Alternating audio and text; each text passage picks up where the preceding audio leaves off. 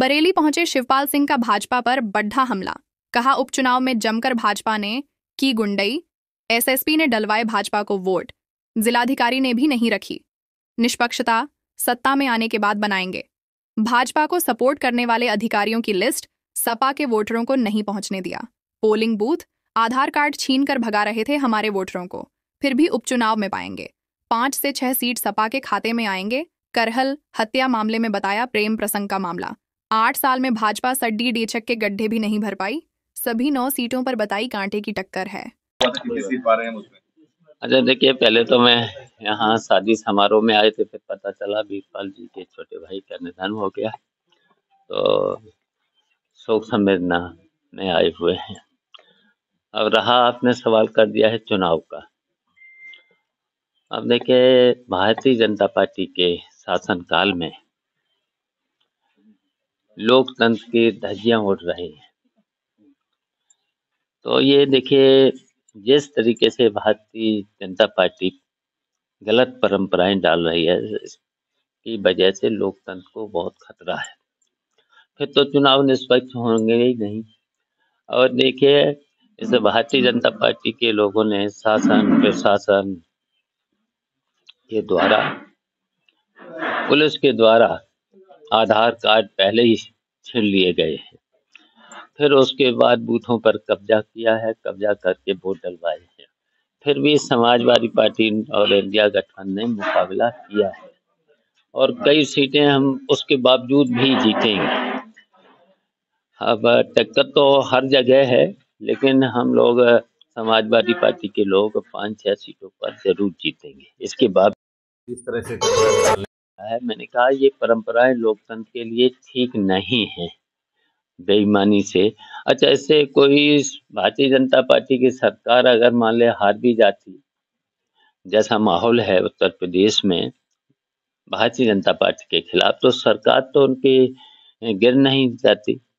बहुमत था, फिर भी उन्हें देखना चाहिए था, समझाना चाहिए था कि जनता तो उनके लिए अच्छा ही था जब भी चुनाव आने के लिए।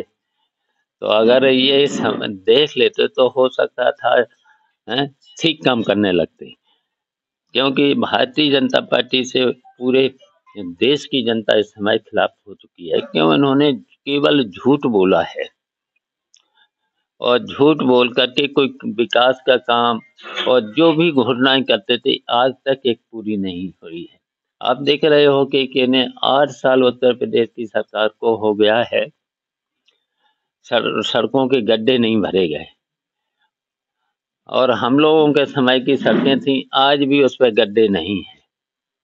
देख ले नैनीताल रोड, ये हमारे समय में बनी थी, मैं नहीं बनवाई थी। कल की जो परिस्थितियां आप बता रहे हैं, क्या तो फिर उसके बाद क्या सपा लूज कर रही है 9 सीटों पर?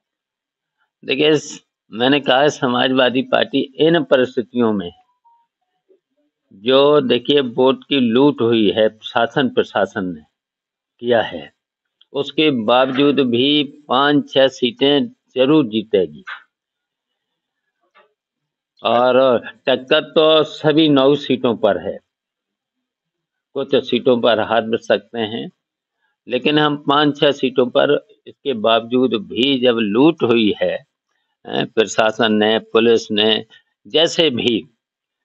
जैसे भी बिलासपुर मोग बीडीसी और कोटा डीलर से लेकर के जिस तरीके का शासन का दबाव था प्रशासन पर, तो देखिए अब जब एसएसपी वोट मांगने लगेगा, जिलाधिकारी निर्देश देगा, तो फिर लोकतंत्र बचा कहाँ? फिर तो तानाशाही है। क्या ऐसे अधिकारियों की लिस्ट भी बनाई जा रही है? हाँ, बिल्कुल सूची बनेगी, ऐसे अधिकारियों की सूची बनेगी।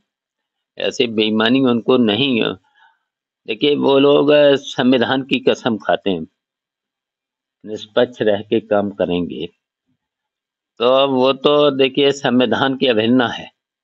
बाबा साहब ने जो संविधान बना के दिया है लोकतंत्र में, लोकतंत्र की मजबूती के लिए निष्पक्ष, तो अगर निष्पक्ष नहीं रहते हैं अधिकारी लोग, तो उनके खिलाफ फिर तो आयोग को भी कार्रवाई करना चाहिए।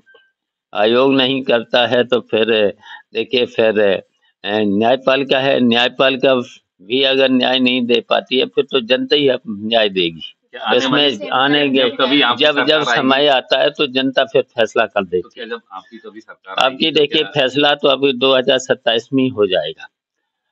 2027 में फैसला हो जाएगा।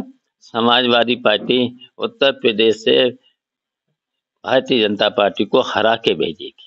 नहीं, क्या ऐसे ऐसे अधिकारियों को जो हाँ नीचे भाजपा का कहना है कि वो अयोध्या का बदला जो है करल सीट से लेगा। जी भाजपा का कहना है कि अच्छा आ जाएगा। अब देर नहीं, अब तो 23 तारीख को रिजल्ट आ जाएगा।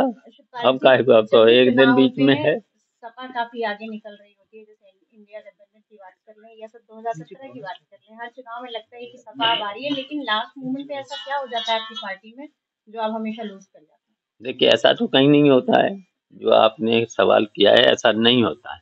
हम लोगों ने देखिए घोसी का चुनाव जीता, हमने मैनपुरी का जीता था चुनाव, तो और देखिए फिर उसके बावजूद भी बेईमानी के साथ साथ हम लोगों ने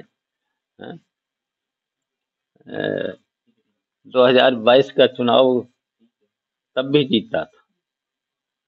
तो ऐसा तो नहीं है, लेकिन अब की बात इन्होंने देखिए झूठ बोल बोल करके जनता को गुमराह किया था।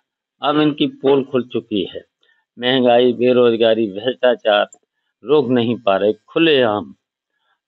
और देखिए भारतीय जनता पार्टी के समय में अधिकारियों पर उनका कोई कंट्रोल नहीं, पूरा पूरा का पूरा इन्हें नौकरशाही के हवाले कर दिया है। किसी भी कार्यालय में तहसीलों से लेकर के थानों से लेकर के कोई सरकारी कार्यालय में खुलेआम रिश्वत चल रही है। और शायद भारतीय जनता पार्टी का जो बोल रहे हैं, कोई भी मंत्री ईमानदार नहीं है। अच्छा, गोरखपुर में आज ही वैकेंसी निकाली है संविदा पर तहसीलदार और नायब तहसीलदार की। क्या समान है सरकार की, क्या अच्छा मंशा है? बताइए, जो इन्होंने वादा किया था 2000 करोड़ लोगों को हर वर्ष नौकरी का, और अब नौकरी कौन सी दे रहे हैं? आउटसोर्सिंग में 12,000 की बाद मिलता है उसको 8,000, 7,500, और 1 लाख रुपया पहले ही रिश्वत का ले लेते हैं। पहले ही बताओ ये नौकरी हुई? आज 8,000, 8,500 में क्या परिवार किसी का चलेगा? तो ये तो देखिए न तो नौकरी दे रहे हैं, न कोई अपना वादा पूरा कर रहे हैं। तो देखिए ऐसी सरकार को अब जनता बर्दाश्त नहीं करेगी। धन्यवाद। करेल में जो हत्या हुई है उसको लेकर बीजेपी सरकार लगातार निशाना साध रही है, तो उसमें दोषी को वोट देने को उसके बाद सफाई और उसकी हत्या कर दी। उसका पता लगा लीजिए आप भी। सब काम देखो, आप सब पता चल गया होगा। वो भी शायद दोनों पत्रकार थे जिस पे आरोप है, लड़की भी थी। तो अब वो जो चल रहा है प्रेम संबंध, इनमें जब आता है कुछ, तब ऐसे मेरी समझ में मुझे तो सूचना ये है। क्या सरकार की मंशा यही थी चुनाव को माहौल खराब करने के लिए इस तरह की चीजें लेकर आए? अब कहीं न कहीं अब सब सामने आ जाएगा। अभी क्या बता दूं, हम तो यहाँ पर हूँ। सपा का आरोप है कि समाजवादी पार्टी के वोटरों को पोलिंग बूथ तक पहुंचने नहीं दिया। बीजेपी का जो आरोप है, फिर कैसे आप 4 से 5 सीट पालेंगे जब आपके वोटर ही वहां नहीं पहुंच पाया पोलिंग बूथ पे? तो मुकाबला किया है, जनता ही मुकाबला करती है, और किया है मुकाबला, और फिर आगे और मुकाबला होगा भारतीय जनता पार्टी से। सर 27 के चुनाव की पूरी क्या तैयारी है? अब तैयारियां हो जाएंगी, अब सवाल बहुत हो चुके हैं ना, अब इतने ही बन